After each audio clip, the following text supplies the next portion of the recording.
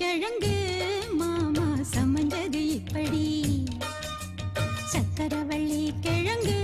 மாமா சமஞ்சது இப்படி இந்த நாள் வானம் மாமோய் தூரல் போடும் நேரம் ஊதா பூவ போல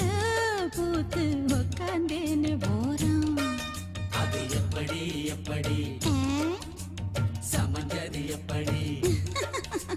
சக்கரவள்ளி கிழங்கு மாமா சமஞ்சது இப்படி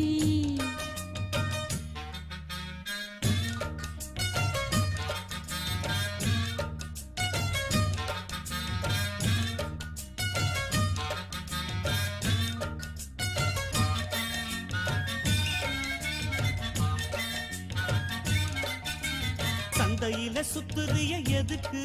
நீயும் எள்ளு விட்டு பார்த்துடணும் அதுக்காக சில்ல